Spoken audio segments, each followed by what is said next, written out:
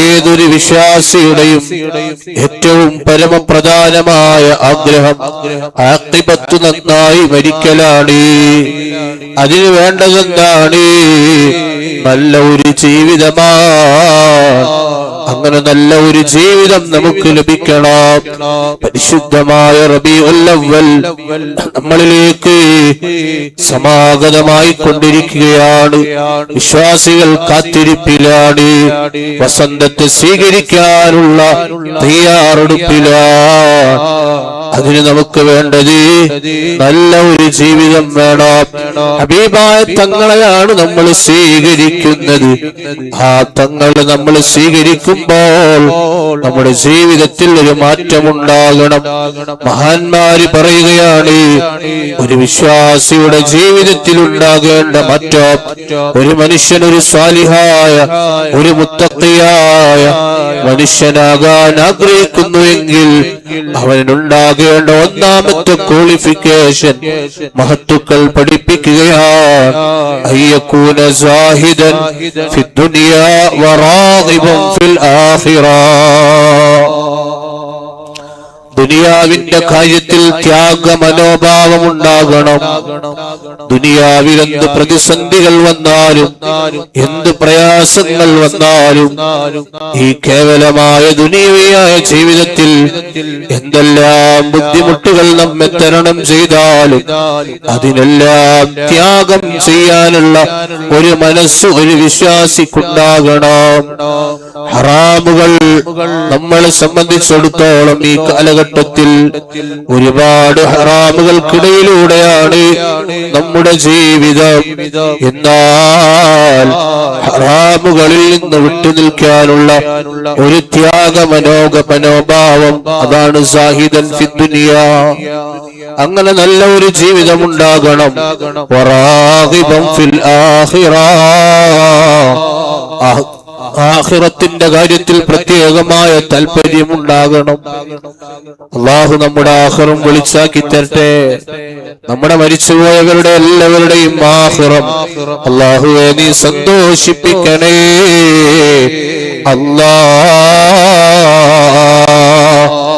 രണ്ടാമതായി പറയാണ്, അയ്യകൂന ഹിമ്മത്തുഹു ഫിൽ ഇബാദ വതിലാവത്തിൽ ഖുർആൻ. ഇബാദത്ത് എപ്പോഴും മനസ്സിൽ ലക്ഷ്യം ആരാധനയാവണം. ഒരു വിശ്വാസിയുടെ മനസ്സിന്റെ ലക്ഷ്യം എപ്പോഴും ഇബാദത്താകണം, ആരാധനയാകണം. അതോടൊപ്പം വതിലാവത്തിൽ ഖുർആൻ. ഒരു വിശ്വാസിയുടെ എപ്പോഴും മനസ്സിലുണ്ടാകേണ്ട ലക്ഷ്യം തിലാവത്തുൽ ഖുർആനാകണം. ഖുർആൻ ഓതുക എന്നുള്ളതാവണം. ഖുർആൻ ഓതുക എന്നുള്ളത് മഹത്തുക്കൾ പഠിപ്പിക്കുകയാണ്.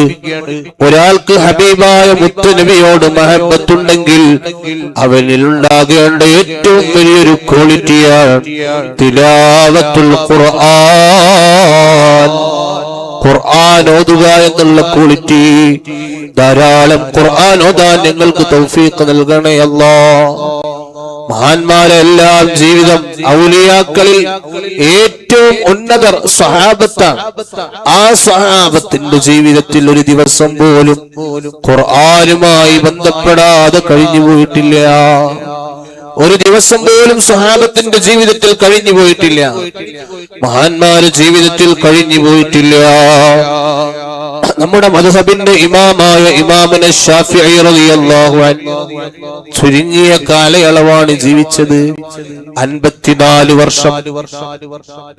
54ാമത്തെ വയസ്സിൽ ഇമാമുന ശാഫിഈ റളിയല്ലാഹു അൻഹു വഫാത്തായി.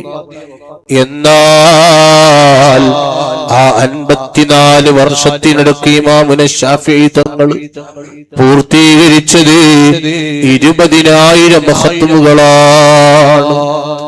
54 വയസ്സിനടുക്ക് ഇമാമുന ശാഫിഈ തങ്ങൾ 20,000 ഖത്മുകൾ പൂർത്തീകരിച്ചിട്ടുണ്ട്. ഇങ്ങനെയാണ് മഹാന്മാരൊക്കെ, അങ്ങനെ തന്നെയാണ്. അവർ ധാരാളം ഖത്മുകൾ ഓതിയവരാണ്, ധാരാളം ഖുർആൻ ഓതിയവരാണ്, ധാരാളം ഖുർആൻ നോക്കിയവരാണ്. സഹോദരിമാരെ സംബന്ധിച്ചിടത്തോളം ഖുർആൻ ഓതാൻ പറ്റാത്ത സമയം അവർക്കുണ്ടാകും. ഖുർആൻ ഓതാൻ പറ്റാത്ത സമയം ഉണ്ടാവും. എന്നാലും ആ സമയത്തും ഉമ്മമാരെ ഖുർആനിലേക്ക് നോക്കുന്നതിന് വലിയ കൂലിയുണ്ട്. ഖുർആൻ തൊടാൻ പറ്റൂല. തൊടാതെ പിന്നെ എങ്ങനെ നോക്കല്? വേറെ ഒരാള് ഖുർആൻ ഓതുന്ന സമയത്ത് ആ ഖുർആനിലേക്ക് തൊടാതെ തന്നെ നോക്കിയിരിക്കൽ സഹോദരിമാർക്ക് പ്രത്യേകം നല്ലതാണ്. ഓതാൻ പറ്റാത്ത സമയമാണെങ്കിലും വേറെ ഒരാള് ഖുർആൻ ഓതുന്നുണ്ടെങ്കിൽ ആ സമയത്ത് ആ ഖുർആനിലേക്ക് നോക്കിയിരിക്കാം. ഓതാൻ പറ്റൂലെങ്കിലും ഉമ്മമാരെ ഖുർആൻ മനസ്സുകൊണ്ട് ഓതാം, അതിന് തെറ്റില്ല. മനസ്സുകൊണ്ട് ഓതാം. വേറെ ഒരാൾ ഖുർആൻ ഓതുന്ന സമയത്ത് ഖുർആനിലേക്ക് നോക്കിയിരിക്കാം. ഖുർആൻ തൊടാൻ പാടില്ല. സ്ത്രീകളെ സംബന്ധിച്ചിടത്തോളം ഖുർആൻ അവർക്ക് ഓതാൻ പറ്റാത്ത സമയത്ത് ഖുർആൻ തൊടാൻ പാടില്ല. പക്ഷെ വേറെ ഒരാൾ ഓതുന്ന ഖുർആനിലേക്ക് നോക്കിയിരിക്കാം. അതോടൊപ്പം മനസ്സുകൊണ്ട് ഓതാവുന്നതാണ്. അപ്പൊ ഒരു സഹോദരി, ഒരു സ്ത്രീ ദിവസവും അരമണിക്കൂർ ഖുർആൻ ഓതുന്ന സ്ത്രീയാണ്. ആ സ്ത്രീയെ സംബന്ധിച്ചിടത്തോളം എന്താക്കാം? മനസ്സുകൊണ്ട് അരമണിക്കൂർ ഓതാം. നാവ് കൊണ്ട് പറയരുത്, നാവ് കൊണ്ട് ഓതരുത് എന്നുള്ളൂ. നാവ് കൊണ്ട് ഓതാൻ പാടില്ല. നാവ് കൊണ്ട് ഓതാൻ പാടില്ല. ഓതാൻ പറ്റാത്ത സമയം സ്ത്രീകൾ നാവ് കൊണ്ട് ഓതരുത്. പക്ഷെ മനസ്സുകൊണ്ട് ഓതാവുന്നതാണ്. ഏതായാലും തിലാവത്തുൽ ഖുർആൻ, ഖുർആനുമായുള്ള ബന്ധം, ഖുർആൻ ഓതുക, ഖുർആൻ നോക്കിയിരിക്കുക, ഇതൊക്കെ വലിയ പുണ്യമുള്ള കാര്യമാണ്. അത് മുത്തുനബിയോടുള്ള വലിയ മഹബത്താണ്. നോക്കിയാൽ തന്നെ പ്രതിഫലമുള്ള കാര്യങ്ങളിൽ പെട്ടതാണ് ഖുർആനിലേക്ക് നോക്കിയിരിക്കൽ, ഉമ്മാന്റെ മുഖത്തേക്ക് നോക്കിയിരിക്കൽ, പരിശുദ്ധമായ കഅബയിലേക്ക് നോക്കിയിരിക്കൽ. ഇതൊക്കെ നോക്കിയാൽ പ്രതിഫലം കിട്ടുന്ന വലിയ കാര്യങ്ങളാണ്. അല്ലാഹുവേ ഞങ്ങൾക്ക് തൗഫീഖ് നൽകണേ.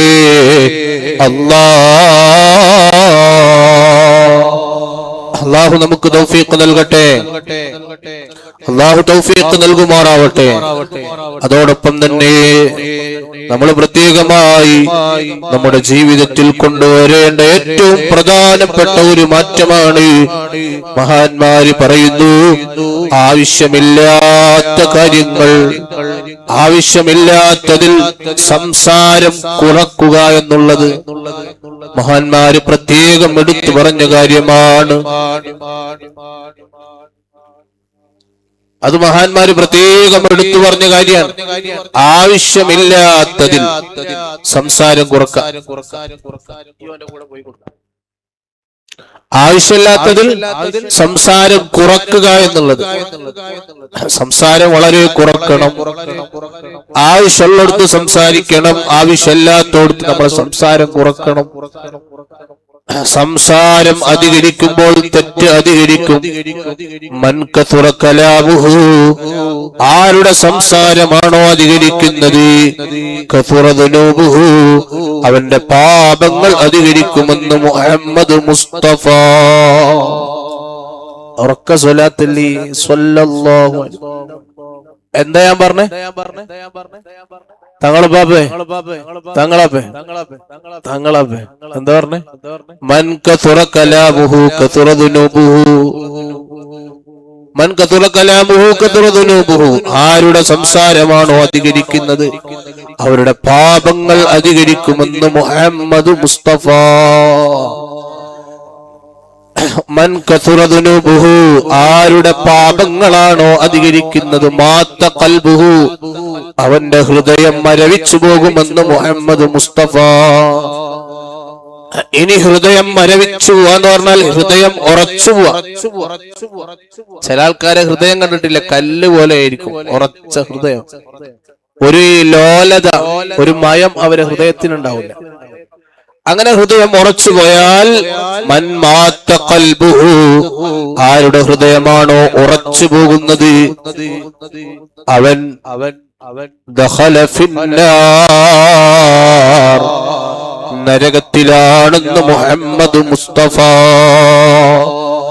സല്ലല്ലാഹു അലൈഹി വസല്ലം, അല്ലാഹുവേ ഞങ്ങളെ നീ കാത്തു രക്ഷിക്കണേ അല്ലാഹ്, ഞങ്ങളെ കാത്തു രക്ഷിക്കണേ അല്ലാഹ്. ഇനി സ്വാലിഹായ ഒരു മനുഷ്യനിൽ ഉണ്ടാകേണ്ട മറ്റൊരു ക്വാളിറ്റിയാണ്, ഇതുകൂടി പറഞ്ഞ് ഖുതുബിയത്തിലേക്ക് നമുക്ക് കടക്കാം. സ്വാലിഹായ നല്ല ഒരു മനുഷ്യനിൽ ഉണ്ടാകേണ്ട ഏറ്റവും നല്ലൊരു ക്വാളിറ്റിയാണ് അയ്യകൂന മുതവാളിഅൻ ഗൈറ മുതകബ്ബിരിൻ, അഹങ്കാരമില്ലാതിരിക്കുക, വിനയം ഉണ്ടാവുക എന്നുള്ളത്. എന്താ പറഞ്ഞേ? അഹങ്കാരം ഇല്ലാതിരിക്കുക, വിനയമുണ്ടാവുക എന്നത് ഒരു നല്ല മനുഷ്യനുള്ള ക്വാളിറ്റിയാണ്. ഒരാളിങ്ങനെ ജയിച്ച് വരാൻ ആ ജയത്തിന്റെ പേരിൽ അഹങ്കരിക്കാൻ പാടില്ല. ഇന്ന് തോറ്റവർ നാളെ ജയിക്കും, ഇന്ന് ജയിച്ചവർ ഒരുപക്ഷെ നാളെ പരാജയപ്പെട്ടേക്കാം. പറഞ്ഞ മനസ്സിലാവണില്ലേ? ഇന്നത് പറയുമ്പോൾ പ്രത്യേകം മനസ്സിലാവും. ഇന്ന് ജയിച്ചവർ നാളെ പരാജയപ്പെട്ടേക്കാം, ഇന്ന് പരാജയപ്പെട്ടവർ നാളെ ജയിച്ചേക്കാം. മിസാനെ, ഇന്ന് പരാജയപ്പെട്ടവർ നാളെ ജയിച്ചേക്കാം. അതുകൊണ്ട് ഒന്നിന്റെയും പേരിൽ ആരും അഹങ്കരിക്കാൻ പാടില്ല. അഹങ്കരിച്ചു കഴിഞ്ഞാൽ അള്ളാഹുവിനെ താഴ്ത്തിക്കളയുമെന്ന് മുഹമ്മദ് മുസ്തഫ. ഇന്ന് നല്ല ഉയർച്ചയിലേക്കും അഹങ്കരിച്ചു പോയാൽ നാളെ അല്ലാഹുവിനെ താഴ്ത്തിക്കളയും എന്ന്.